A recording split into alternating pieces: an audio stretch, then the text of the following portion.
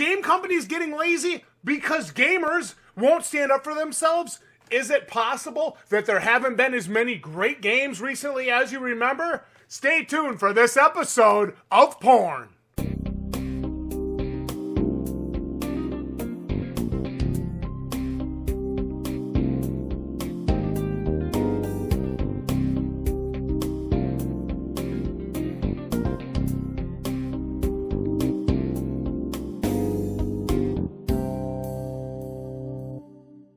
Welcome back, ladies and gentlemen. I'm your host, Buttfucker. Just kidding. It's your boy, Neo, with the Balding Plebs. And today, I want to make a really simple point. Game development companies are getting really, really lazy. Now, look, I won't take anything away from the developers that work tirelessly to actually make these games happen. I'm talking coding, I'm talking art, I'm talking music, I'm talking mocap. That's the kind of stuff I'm talking about, right? I'm not talking about the overall companies pushing out these game projects that, quite frankly, have no purpose being made in the first place. So let's take a look at some great examples of stinkers in recent times. Godfall! I mean, I remember everybody talking to me in the comments about, I'm really excited about Godfall. I've got my Steelbook edition. Can't wait to play it. And then we get that, and Mr. YouTube's playing, and I'm sitting there and I'm watching, I'm going, Jared, what the fuck are you playing? What the fuck is this shit? Absolute garbage.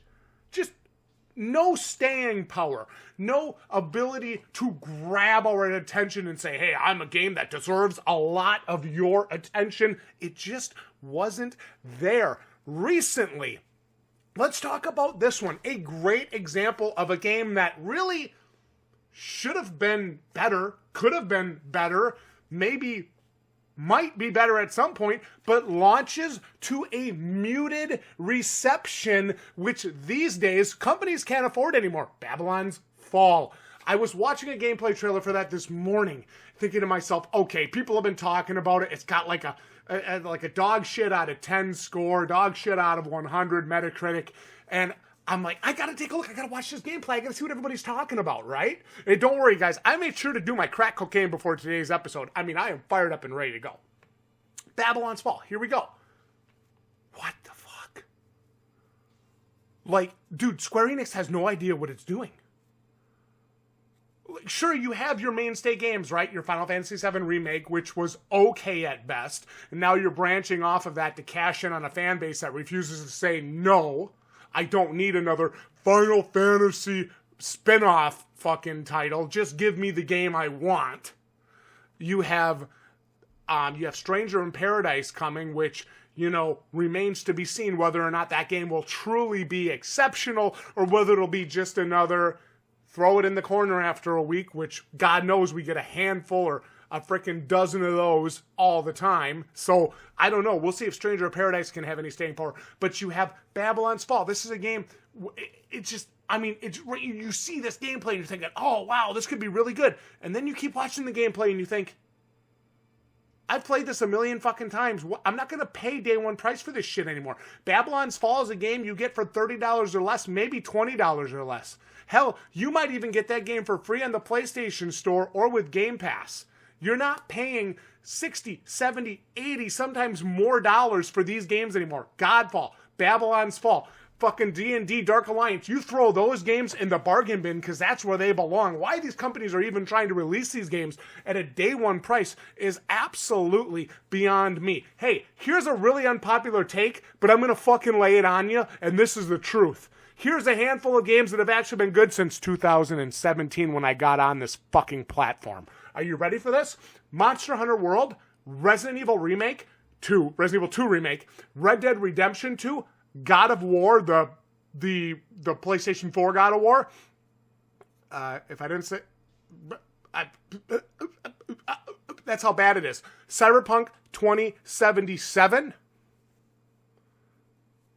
And The Last of Us Part 2 and Red Dead Redemption 2 if I didn't say it.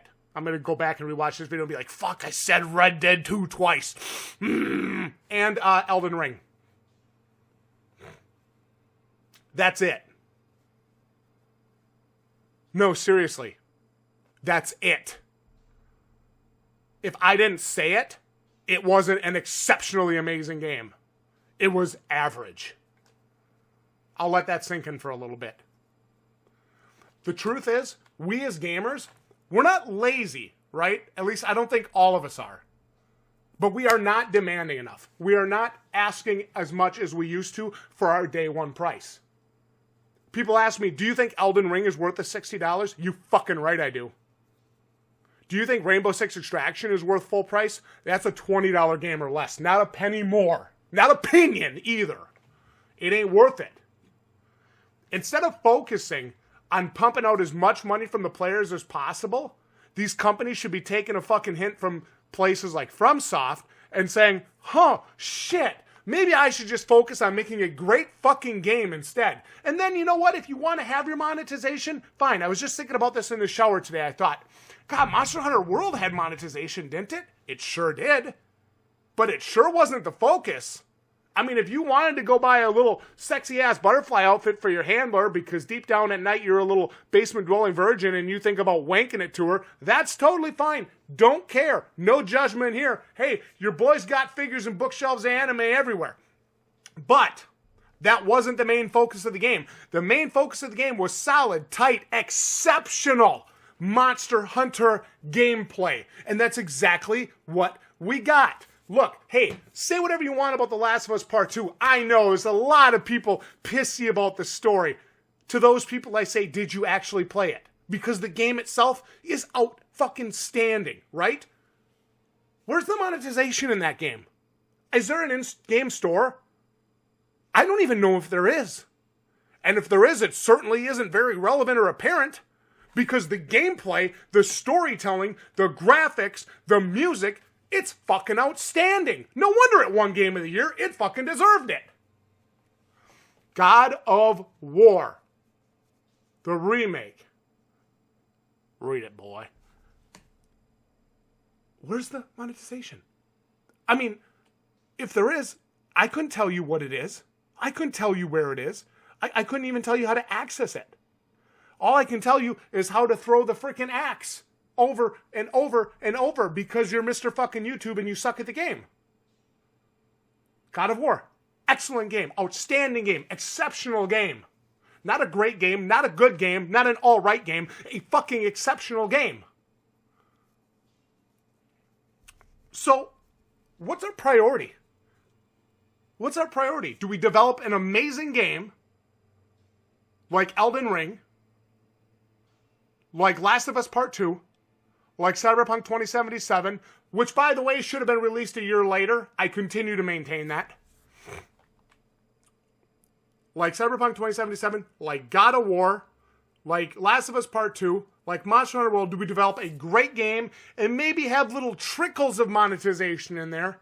Or do we put these gamers over the counter, fuck them in the ass, and take as much money as we can out of them and continue to produce absolute dog shit video games that when people buy, they go, what the fuck is this shit? Hey, guys, remember that first trailer for D&D Dark Alliance? If you don't remember it, you should go back and watch it. It sounded something like this. That's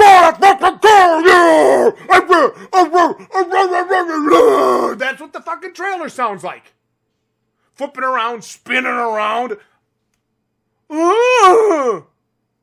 Trash! Trash! Garbage! Immediately turned me off to that game. And the only reason I gave that game a chance was because I could play it for free on Game Pass. And my freaking girlfriend, Mrs. fucking No BS, wanted to play it with me. And you know what she says about the game? It should have been free in a fucking cereal box. What are we doing? Gamers, tell me, what are we doing? Do I sound a little bit fired up about this? Yeah, I do. Because I keep seeing and hearing the same shit. Oh, it's another games as a service blunder. Well, quit fucking making games as a service. Maybe actually focus on developing your fucking games. Oh, there's a thought for you. Look.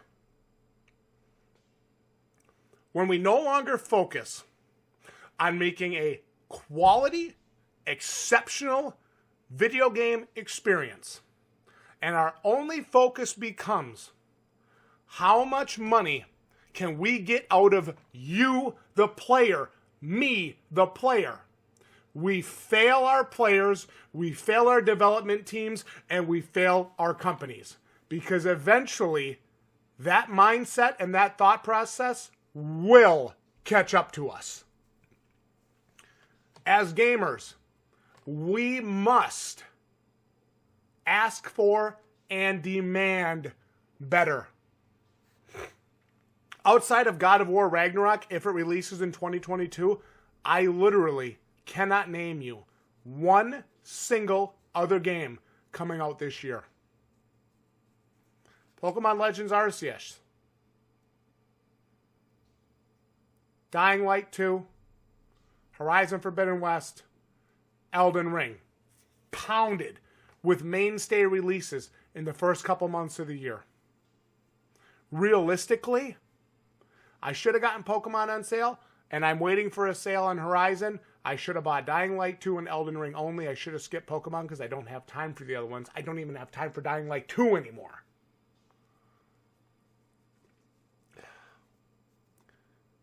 I want us to do better as a gaming community. And I want us to ask for better from these development companies. I would rather have the game take an extra 6 months than be rushed out and play like absolute dog shit.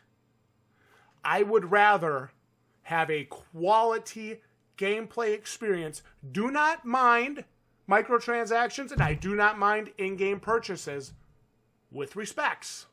I do not mind that, provided it does not become more important than the original vision of the game. Neo with the Balding Plebs. Your thoughts on what we discussed here today in the comments below. Like the video if you enjoyed this, and I will see you right here next time. GG, you plebs, and stay tuned for more hot, sweaty, steamy porn.